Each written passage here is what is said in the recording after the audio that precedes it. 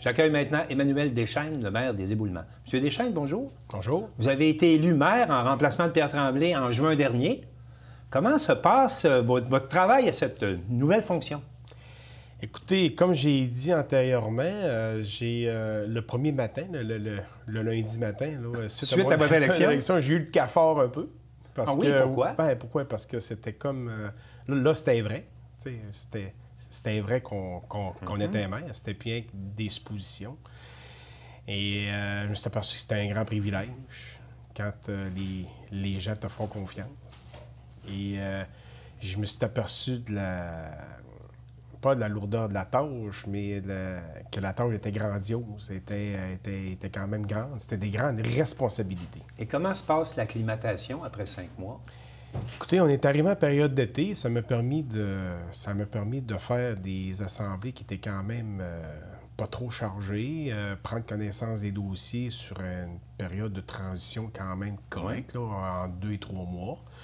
Et je peux vous dire que depuis les 2 dernières assemblées, là, on est rendu dans le vif du sujet. Là, on voit que les vacances sont terminées. On voit que les gens viennent en grand nombre maintenant aux assemblées municipales. C'est excellent pour Vous avez des citoyens toujours aux assemblées? Oh, oui, ça roule entre 30 et 40 personnes là, à chaque assemblée. toutes les semaines. Le monde a des questions, le monde a des enjeux, a des interrogations. En démissionnant, le maire Pierre Tremblay avait dit qu'il y avait un climat de harcèlement au conseil, puis vous vouliez lutter contre ça. Est-ce que le ton a changé au conseil? Écoutez, heureusement, j'ai pas senti de ton malsain, tant au conseil qu'au niveau des citoyens. Je suis un ardent défendeur de la démocratie. Il n'y a pas personne qui va intimider le conseil, puis le conseil n'intimidera pas personne non plus. Je me fais le garant de ça. C'est ma job de maire en tant que le premier élu de la municipalité. Puis ça se passe très bien, là, en tout et partout. Là, j'ai aucun mot à dire. Quelles sont vos priorités?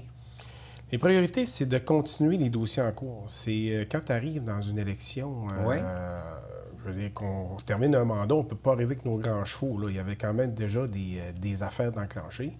Oui. On continue ça, puis on prend connaissance des dossiers qui nous arrivent entre-temps. Et puis, dans le fond, je me donne la prochaine année pour peaufiner la suite des éboulements. Puis ça fait partie de mon mandat.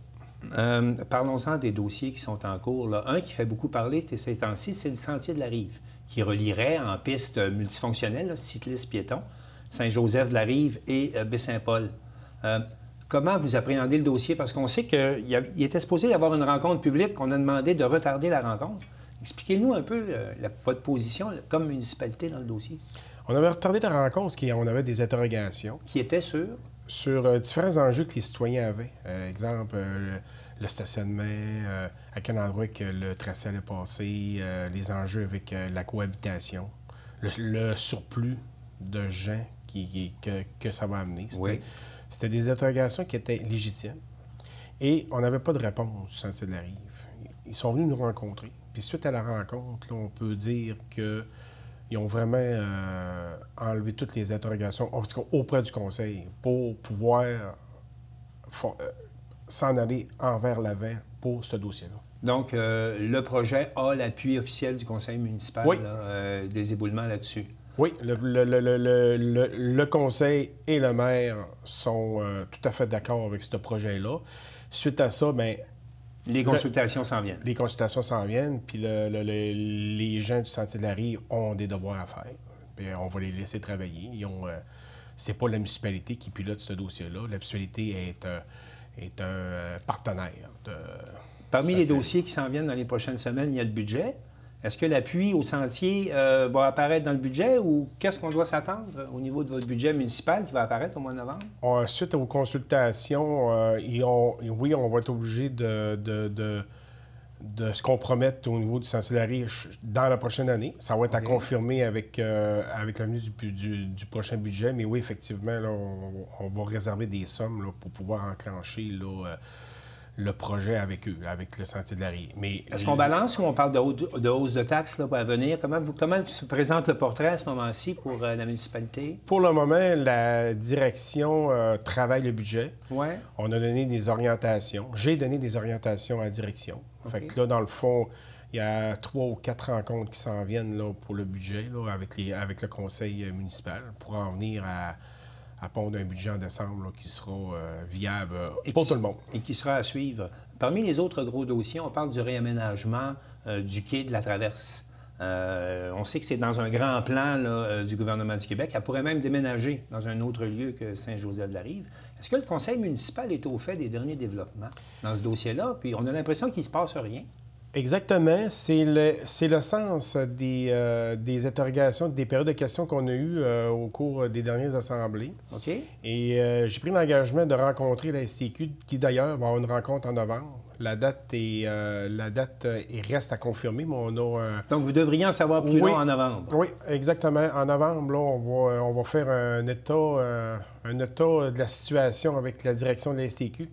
Quand je dis la direction, c'est Mme Bédard, là, la directrice générale. La directrice générale. C'est ça. Avec les locaux, là, on va se rencontrer. On est quand même les 2 municipalités intimées. Et après ça, bien, pour savoir ce qu'on en est avec ce dossier-là, bon, c'est-tu à court, moyen ou long terme? Faut-tu... Mais vos citoyens sont insatisfaits à Saint-Joseph-de-la-Rive, la façon dont les quais sont aménagés, les files d'attente qui se prolongent jusqu'au milieu du village. Qu'est-ce que vous entendez là-dessus de vos citoyens? Écoutez, Saint-Joseph-de-la-Rive a toujours eu les quais. Et le trafic a toujours fait partie du paysage de Saint-Joseph-de-la-Rive. C'est plus l'inconnu des quais. T'sais, le quai s'en va-tu au Cap-Roudiard? Bon, il reste à Saint-Joseph-de-la-Rive. Le monde, ils veulent savoir, c'est ça qu'ils veulent savoir. Il n'y a rien de pire que l'inconnu. Et moi, je me suis engagé à dissiper l'inconnu pour savoir... Vous pensez être capable de dissiper l'inconnu au mois de novembre? J'espère. En tout cas, à suivre. Mais... Oui, on va vous réinviter certainement. Là. Mais le but, c'est d'avoir une rencontre pour savoir ce qu'il y en a, là, parce que là, c'est comme un rang de sec fermé, là, puis il faut essayer d'aller voir ce qui se passe. Parlant des autres dossiers... est-ce qu'on doit dire, enfin, définitivement, que la côte à Godin ne réouvrira pas? Non. Ça fait 2-3 ans maintenant que c'est fermé. On s'est comme perdu l'habitude d'utiliser ce chemin-là. Qu'est-ce qui arrive avec la côte à Godin? Les côtes à Godin, c'est un dossier qui est toujours en cours. On a eu un refus du ministère des Transports de considérer comme une route régionale. Exactement. Donc, c'est aux frais de la municipalité. Exactement. On avait demandé une subvention dans un autre programme où les fonds sont épuisés. Fait que là, à partir de...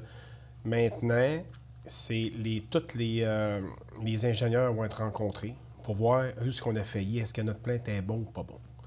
Il y a une prochaine demande de subvention qui va être effectuée prochainement. Donc, on ne dit pas non à la côte à Godin. Le dossier, il n'est pas fort, mais il n'est pas mort. Fait qu'on va y aller dedans parce que c'est sûr et certain qu'on ne peut pas laisser aller ça encore. Parce que là, une année, il y a de l'entretien à faire. Tu sais, quand il ne se passe rien dans la côte, là, je veux dire, les crevasses, là, ils grandissent. On l'abandonne ou on l'abandonne pas. Oui, c'est ça, exactement. Il va falloir... Mais c'est sûr et certain que le statu quo ne pourra pas rester pour les 10 prochaines années comme ça. On demande une subvention ou pas. Une année, il y aura des décisions qui se prendront, mais là, on n'a pas l'information finale pour prendre des décisions finales. Donc, vous ne pouvez pas me dire aujourd'hui que vous l'abandonnez? Non, impossible. Impossible. OK. Lorsque vous êtes fait élire, vous avez parlé que c'était important qu'il y ait de la relève au conseil municipal, puis que vous engagiez à ce qu'il y ait beaucoup de candidats qui se présentent aux prochaines élections. Les élections sont dans 1 an. Est-ce que votre plan est mis en marche? Avez-vous le temps de travailler là-dessus? Puis vous, est-ce que vous pensez vous représenter à la mairie? Le plan est mis en marche. Pour avoir de la relève. Pour avoir de la relève. Oui. Je fais des approches à différents citoyens que je pense qu'ils pourraient. Là, vous êtes en recrutement. Recrutement pour essayer de titiller au niveau de la politique municipale. Ouais. Je veux dire, il faut commencer comme ça. Ça, c'est un combat de tous les instants, on s'entend. D'ailleurs, vous êtes titillé pour la politique municipale. Là. Vous avez été conseiller de 2013 à 2021. Vous avez été battu. Vous vous êtes présenté comme maire. Vous avez été élu. Quelle mouche vous a piqué en politique municipale? Écoutez, ça, c'est des instincts qui sont à l'interne, qui sont extrêmement durs à expliquer. C'est comme des petites voix intérieures. Tu sais, on parle tout le temps de petites voix intérieures qui nous parlent. Oui. Vous, la politique municipale vous parle? Bien, elle me parlait en 2013. Et, je m'étais donné un objectif en 2013 à faire 2 mandats. Je m'étais représenté pour un 3e mandat, puis... Vous avez été battu. J'ai été battu. Puis c'est bien correct, c'est de la démocratie. Mais moi, l'idée, c'est que vous revenez comme maire. Qu'est-ce qui vous motive? Bien, écoutez, c'est toute la conjoncture qui m'a motivé à revenir. Ça m'a comme je vous dis, une petite voix qui me disait qu'il fallait que j'y aille. Et j'ai été élu maire. Fait que ça, c'est un nouveau défi qui se rajoute à mon historique de vie. J'ai eu plusieurs défis depuis les dernières années, bien, on en rajoute un, puis c'est pas fini parce que la vie, c'est tellement long qu'on peut en rajouter d'autres après. Allez-vous relever le défi l'année prochaine de vous représenter? Je suis en très grosse réflexion. C'est sûr et certain que c'est extrêmement intéressant, la position que je suis. C'est le fun quand les citoyens te félicitent, te disent qu'ils sont contents que j'ai été élu. Fait que ça donne un petit boulot. C'est certain que c'est stimulant pour prendre une prochaine décision là, qui sera annoncée ultérieurement. Mais je veux dire, ce n'est que du positif présentement depuis le début. Là. Je veux dire, ça reste que c'est une belle fonction. C'est une fonction qui est lourde. Bien, pas lourde, mais c'est une grosse fonction. C'est municipal, c'est reconnu par le gouvernement. Je veux dire, on signe les mêmes papiers qu'avec le maire de Québec puis que le maire de Montréal. Là. Fait qu'on a on a les mêmes pouvoirs. C'est juste que la grosseur de la ville est plus petite, mais c'est correct de même. Emmanuel Deschênes, merci beaucoup d'être venu nous voir. Merci beaucoup. Ça fait plaisir.